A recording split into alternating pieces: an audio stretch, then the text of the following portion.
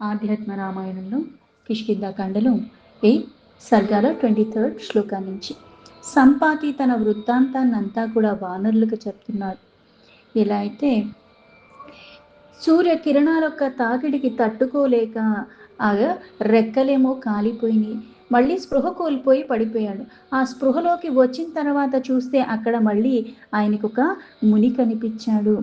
ఆ ముని మళ్ళీ ఈయన్ని ఓదారుస్తాడు. ఎందుకంటే సంపాతి ఇంకా జీవించి వృధా, నేను శరీరాన్ని త్యాజించేస్తాను అని, నా మీద దయ ఉంటే దయచేసి నాకు దహన సంస్కారాలు చేసేయండి అని అంటాడు. దాన్ని విన్న ముని మళ్ళీ ఆయనకి కర్మల గురించి, వాటి ఫలితాల గురించి చెప్తూ, కర్మ బంధనాల కారణంగా జన్మలు వస్తాయని చెప్పి, దాని కారణంగా ఏవైతే పాపపుణ్యాలు చేసి ఉన్నామో దాని కారణంగా జనన మరణాల చక్రాల్లో భ్రమిస్తూ ఉంటాం. పుణ్యాలు క్షీణించగానే మళ్ళీ స్వర్గం నుంచి ప్రారంధన కిందకి పడి మళ్ళీ ఇలా ఎలా అయితే స్త్రీ యోనిలోకి వెళ్ళిన తర్వాత మళ్ళీ అంటే ఇక్కడ కొన్ని కాలాలలో కొన్ని చేసిన కారణంగా పుణ్యము పాపము మనకి వస్తుంది. దాన్ని మళ్ళీ మనమే అనుభవించాలి. ఈ అనుభవించడానికి మళ్ళీ జన్మలు తీసుకుంటారు. అంటే జన్మను వృధా చేసుకోకు అన్న హితబోధతో అసలు మూలం ఏంటి అన్నది ఆ ముని సంపాతికి చెప్తున్నాడు. తత్పునః పంచరాత్రేణ బుధ బాధాకారతామియాత్ సప్తరాత్రేణ తదపి మాంసాపేషిత్వమాప్నుయాత్. ఎలా అయితే పాపపుణ్యాలు ఇవన్నీ కారణంగా మళ్ళీ జన్మ తీసుకుంటాం. అయితే స్వర్గం నుంచి పుణ్యాలు తొలగిపోయిన తర్వాత కిందకి పడటం, చంద్రమండలంలో మళ్ళీ ఆ పొగ మంచుల్లో కలిసిపోయి భూమి మీద మళ్ళీ ధాన్యాల రూపంలో ఉండటం, చాలా కాలం తర్వాత ఎలా అయితే భక్ష్య భోజ్య లేహ్య చోష్య ఈ పదార్థాల రూపంలో మళ్ళీ మనుష్యుడు దాన్ని సేవించటం, అవి తీసుకున్న తర్వాత మళ్ళీ ఆ రేతస్సు రూపంలో మళ్ళీ ఋతికాలంలో స్త్రీ యొక్క యోనిలో ప్రవేశించటము. ఇలా ప్రవేశించిన తర్వాత ఒక్క రోజు లోపల ఆ యోనిలో మళ్ళీ రజస్సుతో కలవటము, మళ్ళీ మావి చుట్టూ అది ఆవరించి గర్భస్థ పిండంగా అది పరిణామం చెందటం గురించి చెప్పిన తర్వాత, ఇది ఆ పరిణామం చెందిన తర్వాత గట్టిదనం వస్తుంది. ఆ గట్టిదనం వచ్చిన తర్వాత 5 రాత్రుల్లో ఒక బుడగలాగా మారి మళ్ళీ 7 రాత్రుల్లో ఒక మాంసపు ముద్దలాగా తయారవుతుంది. పక్షమాత్రేణ సాపేషి రుధిరేణ పరిప్లూత తస్యా ఏవాంకురోత్పత్తి 25 రాత్రిషు. ఇలా మాంసపు ముద్దగా మారిపోయిన పిండము మళ్ళీ 15 రోజుల తర్వాత మళ్ళీ రక్తాన్ని నింపుకుని మళ్ళీ 25 రాత్రులు గడిపక ముందే కాస్త అంకురంలాగా ఉత్పత్తి చెందుతుంది. ఎలా అయితే విత్తనాలు భూమిలో వేస్తాం, అది మొలక ఎలా వస్తుందో, మొలక వచ్చిన తర్వాత అది మొక్క అవుతుంది. అలాగే ఇక్కడ ఈ పిండ రూపంలో మాంసపు ముద్ద రక్తాన్ని స్వీకరించటము, మళ్ళీ ఇది అన్నీ నింపుకుని 25 రాత్రులు గడవక మునుపే ఒక అంకురంలాగా, అంటే అక్కడ జీవం పోసుకోవటానికి సిద్ధపడి ఉన్నది. గ్రీవా శిరశ్చ స్కంధశ్చ పుష్టవంశస్తధూధనం పంచదాంగాని చైకేకం జాయంతే మాసతః క్రమాత్. ఇలా ఒక నెల గడిచిన తర్వాత వరుస క్రమంలో, అంటే ఇక్కడ పిండ ఉత్పత్తి జరిగిన తర్వాత అంకురం రూపంలో అది ఎప్పుడైతే అవుతుందో దాని తర్వాత మెల్లమెల్లగా ఒక్కొక్క శరీర భాగం అన్నది కూడా మనకి పెరుగుతూ వస్తూ ఉంటుంది. అలాగే ముందుగా మెడ, తర్వాత తలకాయ, తర్వాత భుజములు, తర్వాత వెన్నుముక్క, పొట్ట, ఈ 5 అంగములు కూడా ఏర్పడతాయి. పాణిపాదౌ తథా పార్శ్వః కటిర్జాను తథైవ చ మాసద్వయాత్ ప్రజాయంతే క్రమేణైవ నా చాన్యథా. ఇలా ఇవన్నీ 5 అంగములు ఏర్పడిన తర్వాత 2వ నెలలో క్రమంగా కాళ్ళు, చేతులు, అలాగే ఈ పక్కలంతా నడుము, మోకాళ్ళు ఇవన్నీ తయారయ్యి మెల్లగా క్రమంగా ఇలాగ మళ్ళీ ఒక ఆకార రూపంలో తయారవుతుంది. స్త్రీభిర్మాసైః ప్రజాయంతే అంగానాం సందయః క్రమాత్ సర్వాంగులస్యః ప్రజాయంతి క్రమాన్ మాసచతుష్టయే.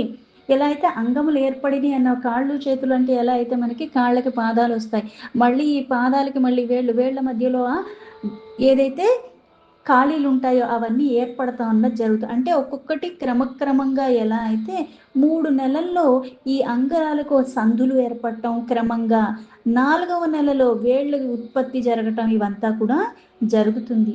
నాసా కర్ణౌ చ నేత్రే చ జాయంతే పంచమాసతః దంతపంక్తిర్నఖాగుహ్యం పంచమి జాయతే తథా. 5వ నెల ముక్కు, చెవులు, కన్నులు ఇవన్నీ ఏర్పడిన తర్వాత అదే నెలలో ఆ పళ్ళ వరుసకి సంబంధించిన ఆ చిగుళ్ళు ఇవన్నీ కూడా వచ్చేస్తాయి. అలాగే గోళ్ళు, అలాగే గుహ్యము కూడా ఏర్పడుతుంది.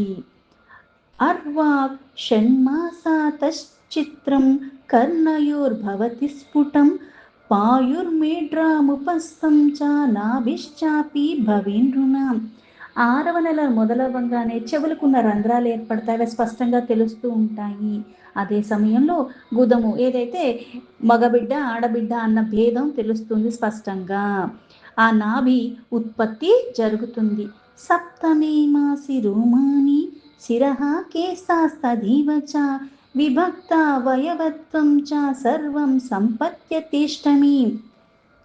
7వ నెలలో మళ్ళీ వెంట్రుకలు, రోమాలు, తల వెంట్రుకలు శరీరం మీద ఇవన్నీ కూడా ఏర్పడతాయి. 8వ నెలలో అన్ని రకాల అంగాలన్నీ కూడా సరిగ్గా సంపూర్ణంగా అంతా రూపాన్ని దాల్చి అంతా సంతరించి ఉంటుంది. జఠరే వర్తతే గర్భః స్త్రియా ఏవం విహంగమా పంచమే మాసి చైతన్యం జీవః ప్రాప్నోతి సర్వసః. ఓ పక్షిరాజా, ఈ విధంగా స్త్రీ గర్భాశయంలో గర్భపిండం వృద్ధి చెందే కొలది 5వ మాసంలో ఆ జీవుడికి పూర్తిగా చైతన్యశక్తి అన్నది ప్రాప్తిస్తుంది. నాభి సూత్రాత్ పరంధ్రేణ మాతృభుక్తాన్న సారతః వర్తతే గర్భగః పిండో నామ్రియతే స్వకర్మతః. ఇలా పిండానికి ఎప్పుడైతే చైతన్య శక్తి ప్రాప్తిస్తుందో ఆ గర్భస్థ పిండము తన నాభి దగ్గర నుంచి తల్లితో లీనమై అక్కడ సూక్ష్మ రంధ్రాల ద్వారా తల్లి తిన్న ఆహారాన్ని అన్న రసాన రూపంలో గ్రహించి వృద్ధి చెందుతూ ఉంటాడు. అలాగే తన కర్మల వల్లనే అతడి ఈ గర్భంలో ఇంకా మళ్ళీ మరణించకుండా ఉంటాడంటే అర్థం ఏంటంటే, ఏ కర్మలనైతే మనం చేశామో దానికి ఏవైతే ఫలితం వచ్చిందో దాన్ని మళ్ళీ మనమే అనుభవించి కానీ దాన్ని మనం తొలగించుకోలేము. ఈ కర్మల కారణంగా అంటే జీవుడు మళ్ళీ అంతా అనుభవించి మళ్ళీ జన్మ తీసుకుని మళ్ళీ సంసారం అన్న భవసాగరంలో ఉంటూ అలానే జీవించాలి. దాని కారణంగానే గర్భంలో ఇంతలాగా పీడింపబడినా సరే మరణం అన్నది సంభవించదు. మనం బతికి ఉన్నప్పుడు కూడా మరణించాలని ఉన్న సందర్భాన్ని బట్టి మనకున్న పరిస్థితులు బట్టి ఎంత ప్రయత్నాలు చేసినా సరే అది మనకి రాసి పెట్టి లేనప్పుడు నువ్వు ఎన్ని ప్రయత్నాలు చేసినా వ్యర్థం అవుతుంది తప్పితే మనకి మాత్రం మరణం ఆసన్నం కాదు. ఆ కాలం అయ్యేంత వరకు కూడా దాన్ని అనుభవిస్తూ మనం వేచి ఉండాల్సింది. స్మృత్వా సర్వాణి జన్మాని పూర్వకర్మాణి సర్వసః జఠరానలా తత్తోయమిదం వచనమబ్రవీత్. ఆ సమయంలో ఎందుకంటే చైతన్య శక్తి వచ్చింది, మళ్ళీ ఏవైతే లోపల పడుతున్న ఆ బాధకి ఆ సమయంలో పూర్వజన్మంత చేసిన కర్మలవన్నీ కూడా ఆ జీవుడు తలుచుకుంటూ ఆ జఠరాగ్ని చేత బాధింపబడుతూ ఆ జీవుడు ఈ విధంగా అనుకుంటాడు. నానాయోని సహస్రేషు జాయమానోనుభూతవాన్ పుత్రధారాది సంబంధం సహా పశుబాంధవాన్. అంటే ఈ పూర్వము ఏదైతే ఎన్నో జన్మలు తీసుకుని ఉన్నాను, కొన్ని కోట్లాది బంధువులు, అంటే ఒక్కొక్క జన్మలో ఎలా అయితే మనకి తల్లిదండ్రులు ఉంటారు అలాగే చుట్టూ భార్య పిల్లలు ఇవన్నీ కూడా ఉంటాయి. ఆ బంధువర్గము, స్నేహవర్గము ఇవన్నీ మళ్ళీ పశువర్గము. పూర్వమున్న భార్య పుత్రాదుల ఆ సంబంధాలన్నీ కూడా నేను ఎన్నో జన్మల్లో కూడా ఇవన్నీ నేను అనుభవించి ఉన్నాను. కుటుంబ భరణాసక్త్య న్యాయార్థనార్జనం కృతం నాకరవం విష్ణు చింతాం స్వప్నేపి దుర్భగః. అభాగ్యుడైన నేను అంటే ఆ జీవుడు ఏమని చింతిస్తాడు అంటే ఆ గర్భంలో ఉన్నప్పుడు ఆ పూర్వ వృత్తాంతాలంతా గుర్తొచ్చిన కారణంగా ఎన్నో జన్మల్లో నేను ఇంతమందితో ఇంత సంపర్కంలో ఉన్నాను కానీ ఏ ఒక్క క్షణమైనా సరే స్వప్నంలో అయినా సరే నేను పరమాత్మని స్మరించలేదు. నా కుటుంబ పోషణలోనే ఆసక్తితో నా కోరికలు అని న్యాయాన్ని గాని అన్యాయాన్ని గాని దేన్ని నేను లెక్క చెయ్యలేదు. డబ్బు సంపాదించుకోవాలి, ఇవన్నీ తృప్తిగా అన్నీ సమకూర్చుకోవాలని ఈ ఆరాటంలోనే నేను జీవితాలన్నీ కూడా అన్ని జన్మల్లోనూ అలానే వృధా చేసుకున్నాను.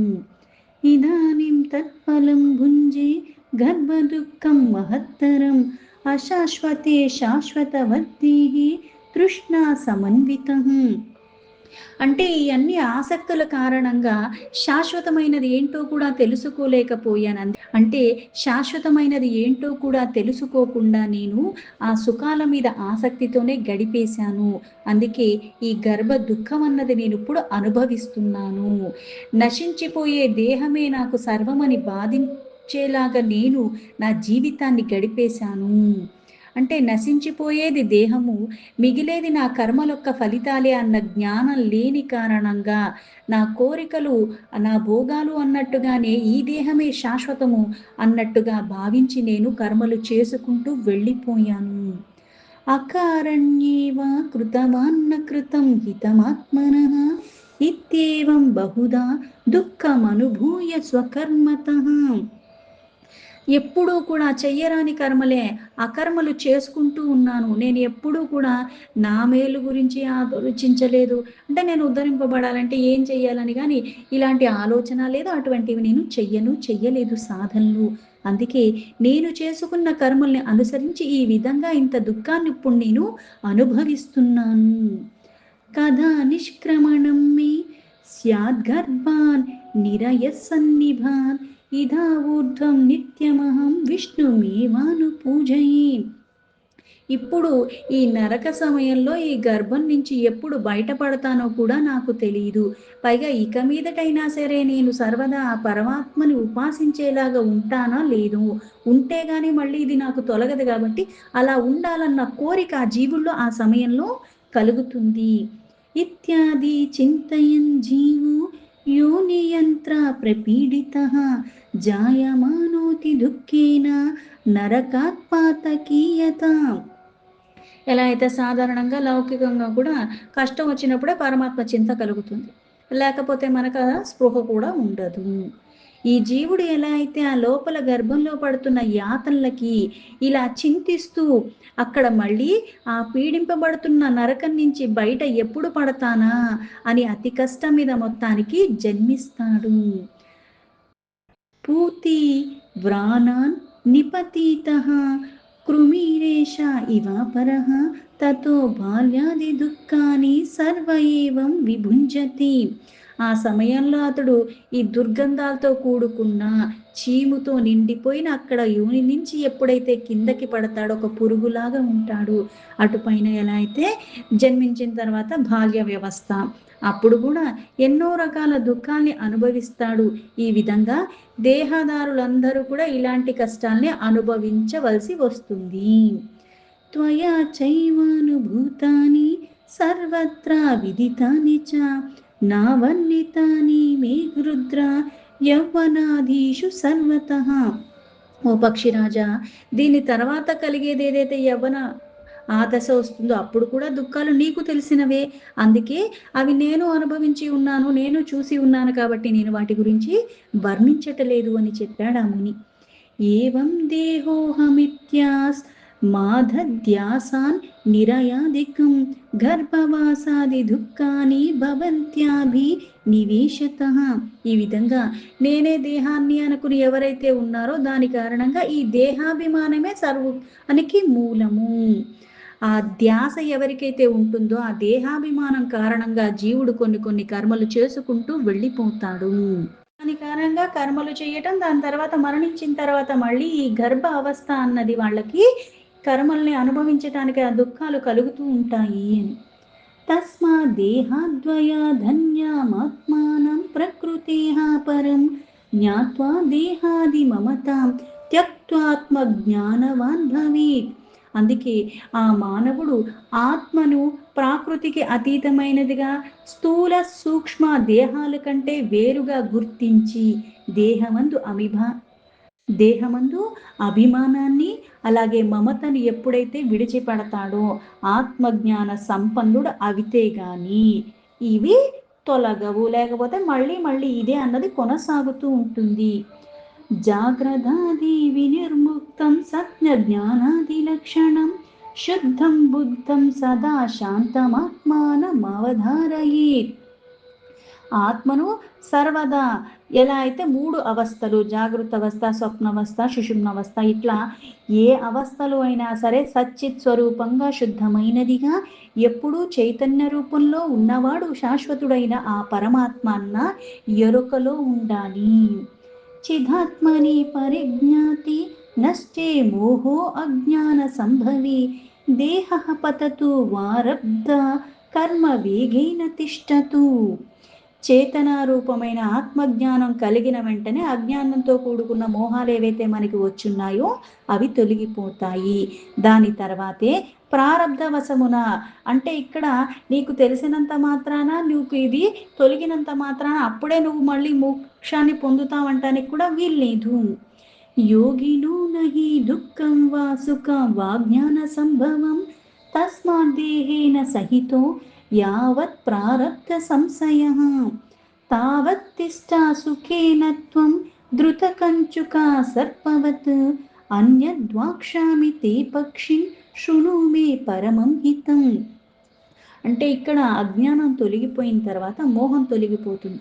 శరీరం మీద ఎలా అయితే నీకు దేహాభిమానం ఇవన్నీ తొలగిపోయిన తర్వాత ప్రారబ్ధ వశమున, అంటే ఇంకా నేకేమైతే అనుభవించాలో దాని కారణంగా ఎంతవరకు నేను ఉంటానన్నది ఎవరికీ తెలియదు. అందుకే నశించిపోతావో అటు మీదట ఉంటావో అన్నది ఎవరికీ తెలియదు. అయితే యోగి అయిన వాడికి ఏ విధమైన అజ్ఞానం వల్ల ఈ సుఖ దుఃఖాలన్నవి ఎప్పుడూ అవి నిలవవు. అందుకే నీ ప్రారబ్ధం క్షయం కానంత వరకు కూడా, ఎలా అయితే పాము ఆ కుసుమాన్ని విడుతుందో సర్పంలాగా ఆనందంగా దేహాన్ని ధరించి ఉండు, అది విడిచిపెట్టే అంతవరకు కూడా. అంతేకాక ఓ పక్షిరాజా, నీకు చాలా మేలు కోరే మరొక మాటను నేను చెప్తున్నాను, జాగ్రత్తగా విను అని చెప్పాను. త్రేతాయుగే దాశరథిర్భూత్వా నారాయణో అవ్యయః రావణస్య వధాయ దండకానాగమిష్యతి. త్రేతాయుగంలో అవ్యయుడు అయిన ఆ పరమాత్మ నారాయణుడు దశరథుడొక్క పుత్రుడులాగా జన్మిస్తాడు. తాను రావణాసుణ్ణి వధించటానికి ఈ దండకారణ్యానికి వస్తాడు. సీతాయా భార్యయా సార్ధం లక్ష్మణేన సమన్వితః తత్రాశ్రమే జనకజాం భ్రాతృభ్యాం రహితే వనే. తన భార్య అయిన సీతాదేవితో తన తమ్ముడైన లక్ష్మణుతో అక్కడికి వస్తాడు. అక్కడ ఆశ్రమంలో వాళ్ళిద్దరూ లేని సమయంలో రావణోశ్చోరవన్నిత్వా లంకాయాం స్థాపయిష్యతి తస్యాః సుగ్రీవన్ నిర్దేశాద్వానరాః పరిమార్గని ఆగమిష్యంతి జలస్తే తీర్థం తత్ర సమాగమః త్వయా తేహ కారణవశాద్ భవిష్యతి న సంశయః. అప్పుడు వీళ్ళిద్దరూ లేని ఆ సమయంలో రావణాసుడు వచ్చి ఆ సీతాదేవిని అపహరించి లంకకి తీసుకెళ్ళిపోతాడు. సుగ్రీవుడు ఆజ్ఞ మేరకు ఆ సీతాదేవి జాడ కోసం వెతుకుతూ వానరులు వచ్చి ఈ సముద్ర తీరానికి చేరుకుంటారు. నీవు వారితో కాలవశమున కలుస్తావు, మీ ఇద్దరికి కలయిక ఏర్పడుతుంది, అది నిశ్చయము. తదా సీతాస్థితిం తేభ్యః కథయస్వ యథార్థతః తదేవ తవ పక్షో ద్వావుత్పత్సతి పునర్నవో. ఈ కలియిక నిశ్చయము ఆ తర్వాత సీతాదేవి ఉనికిని గురించి యథార్థమైన సంగతులన్నీ కూడా వాళ్ళకి నీవు చెప్తావు. అప్పటికప్పుడే మరణ కొత్తగా నీకు 2 రెక్కలు పుట్టాయి.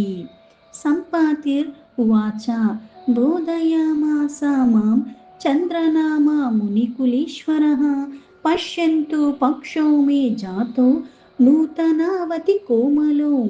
ఆ సంపాతి మళ్ళీ ఇలా చెప్తున్నాడు, ఓ వానరులారా, నాకు ఆ చంద్రమ అన్న మునీశ్వరుడు చెప్పినదే మీకు చెప్పాను. ఇదిగో చూడండి, నాకు ఇప్పుడు కొత్తగా రెక్కలు కూడా కోమలమైనవి రెండు పుట్టనే పుట్టాయి. స్వస్తివోస్తు గమిష్యామి సీతాం ద్రాక్షద నిశ్చయం యత్నం కురుధ్వం దుర్లంఘ్య సముద్రస్య విలంఘని. మీకు శుభములు చేకూరుతాయి. ఇక నేను వెళ్తాను. మీరు నిశ్చయంగా సీతను చూస్తారు. అలాగే ఈ అపారమైన సముద్రాన్ని కూడా దాటే ప్రయత్నం గట్టిగా చెయ్యండి అన్నాడు. ఎన్నామ స్మృతి మాత్రతో పరిమితం సంసార వారాం నిధిం తీత్వా గచ్చతి దుర్జనోపి పరమం విష్ణోః పదం శాశ్వతం తస్యైవ స్థితికారిణస్ త్రిజగతాం రామస్య భక్తాః ప్రియాః యూయం కిం న సముద్రమాత్ర తరణి శక్తాః కథం వానరాః. ఓ వానర శ్రేష్ఠులారా, మీరందరూ కూడా రాముడికి చాలా ప్రియమైన భక్తులు. ఆ స్వామి నామస్మరణ మాత్రం చేతనే ఎన్నో రకాల దుష్టాలతో కూడుకున్న దుష్టత్వాలు కానీ బోల్డన్ని కూడా మనకి అంతులేనివి సంసార సాగరం నుంచి తరింపచేసేస్తాడు నామాన్ని స్మరించినంత మాత్రం చేత. అంతటి భగవంతుడు విష్ణు ఒక్క సనాతనమైన పరమ పదాన్ని పొందుతారు. అలాంటిది ముల్లోకాలకి సృష్టి స్థితి లయకు కారకమైన ఆ పరమాత్మకి మీరు ప్రియమైన భక్తులు. అందుకే ఓ వానరులారా, ఈ పాటి సముద్రం మీరు దాటటం పెద్ద లెక్క. దానికి తగిన శక్తి అంటే అవన్నీ మీకు కలిగే ఉన్నాయి. అవలీలగా ఈ సముద్రాన్ని మీరు దాటగలరు అని సంపాతి వాళ్ళకి చెప్పాడు. దీంతో ఆధ్యాత్మ రామాయణంలో కిష్కింధాకాండలో 8th సర్గ సంపూర్ణం.